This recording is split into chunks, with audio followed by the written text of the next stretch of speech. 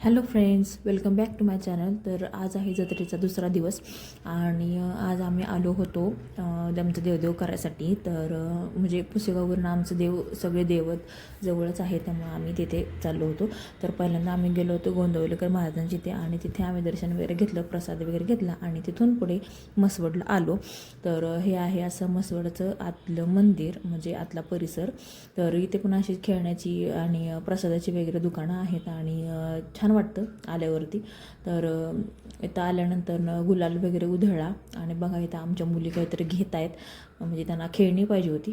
तर तेच बघत होतो, पण काय एवढं आवडलं नाही. तर ही जी व्हाईट कलरचा ड्रेस घातला आहे ती माझी मुलगी आहे आणि ती दुसरी आहे छोटीशी आमची, ती चिऊ, तिचं नाव आहे कनिष्का. आणि अजून एक आहे, ती आहे परी, म्हणजेच तिचं नाव आहे गार्गी. तर आम्ही सगळेजण देवदेव वगैरे केलं आणि थोडंसं परत पुढं आलो तर हे बघा, हा आहे हत्ती. तर माता जोगेश्वरी यांचं वाहन आहे हत्ती आणि त्याला आज म्हणजे दही भाताने पूर्णपणे त्याचं लेपन केलं होतं.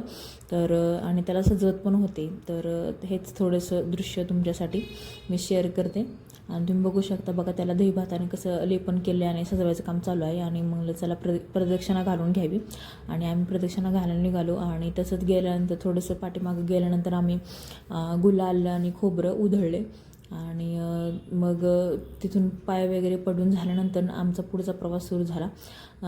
तिथून पुढे मग आम्ही गेलो होतो शिखर शिंगणापूरला, म्हणजेच मोठा महादेव ज्याला म्हणतात. तर तिथे मोठा महादेव असं नाव का पडलं, तर त्याच्या मागची पण एक कहाणी आहे. तर थोडक्यात मला जेवढी माहिती तेवढी मी तुम्हाला सांगते. तर जेव्हा शंकर पार्वती हा सारीपाटाचा खेळ खेळत होते तेव्हा महादेव हे रुसून गेले होते चिडून. जेव्हा त्यांना बोलावलं, म्हणजे माघारी आणलं होतं, त्यांची समजूत काढण्यात आली, तेव्हा महादेवांचं हे रूप एकदम मोठं झालं होतं. त्यामुळं त्यांना मोठा महादेव असे म्हटलं जातं. आणि त्याच्यानंतर तिथे 2 लिंग म्हणजे आहेत, जे पिंड आहे तिथे 2 लिंग आहेत. तर त्याची कहाणी अशी आहे की जे मोठं लिंग आहे ते आहे शंकर आणि पार्वती, ते अर्धांगी म्हणजे स्वरूपात तिथे आहेत.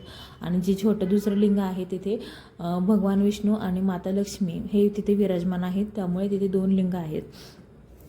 तर चला, बोलत बोलत आम्ही तिथूनच खालच्या मंदिराची इथे आलो आणि तिथे खूप माकडं होती आणि मोबाईल हातात घेऊच देत नव्हती, कारण की ती ओढत होती. बघितलं आमच्या आधीच्याच एका जेंट्सचा, त्यांनी मोबाईल ओढून घेतला होता, त्यामुळे आम्ही काय मोबाईल बाहेर काढला नाही आणि त्यांची शूटिंग्स वगैरे काय केली नाही.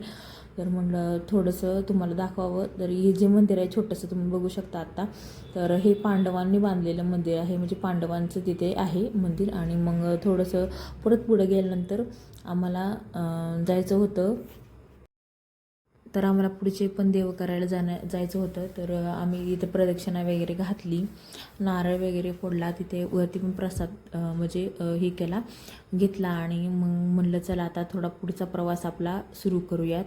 आणि मग तिथून पुढे आम्ही घरी आलो, कारण की आम्हाला गावाकडे यायचं होतं आणि संध्याकाळ ऑर्केस्ट्रा होता. तिथं बघा जेवण कसं आहे, सगळे मिळून एकत्र जेवतात आणि त्याच्यानंतर संध्याकाळ ऑर्केस्ट्राचा कार्यक्रम होता. तर ही छोटीशी झलक तुमच्यासाठी, आणि खूप छान वाटतं. रात्री थंडगार हवेमध्ये मस्त स्वेटर वगैरे घालून, शॉल वगैरे घेऊन आम्ही मस्त ऑर्केस्ट्रा बघत होतो. खूप एन्जॉय केला. आणि अशी मजा फक्त गावाकडेच मिळते. मग सगळ्या लेडीज बसलेल्या होत्या, कारण की तो कार्यक्रम फक्त लेडीजसाठी असतो आणि सगळीकडे जेंट्स असतात. चला तर मग हा दुसरा दिवस आणि आम्ही आलो आहोत पालीला.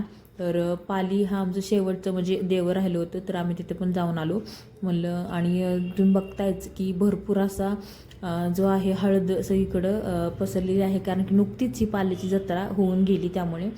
तर आम्ही सगळ्यांनी पाया वगैरे पडला आणि नंतरनं भंडारा वगैरे उधळला, फुल एन्जॉय केला आम्ही पालीला. आणि बघा, तुम्ही बघत असाल की मुली तिथे गणपतीचं दर्शन घेत आहेत, गणपती बाप्पाचं, कारण की आल्याच इथे गणपती बाप्पाची एक मूर्ती आहे आणि इथे मारुती रायाची आहे मूर्ती. आणि त्याच्यानंतर आम्ही परत थोडंसं पुढे म्हणलं प्रदक्षिणा वगैरे घालावी, तर त्यासाठीच आम्ही चाललो होतो. तर इथे अशी छोटी छोटी मंदिरं आहेत आणि नुकतीच जत्रा होऊन गेल्या कारणाने इथे भरपूर असा भंडारा असा पडलेला आहे. तर म्हटलं तुम्हाला अजून एक गोष्ट दाखवायची होती, जी आहे आपल्या खंडोबाची, म्हणजेच आपल्या खंडेरायाची जी खड्ग जी आहे, तलवार जी आहे ती इथे आहे. आणि बघा तुम्ही बघू शकता, ही 65 किलोची तलवार आहे देवाची.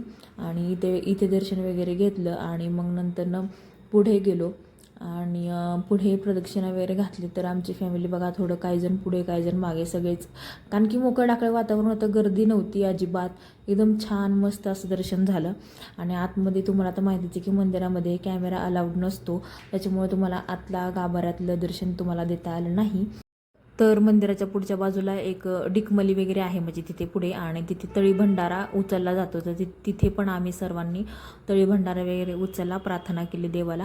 आणि मग नंतर आमचा परतीचा प्रवास सुरू झाला. तर त्याच्या आधी आम्ही कळसाला जो आहे भंडारा उधळून घेतला.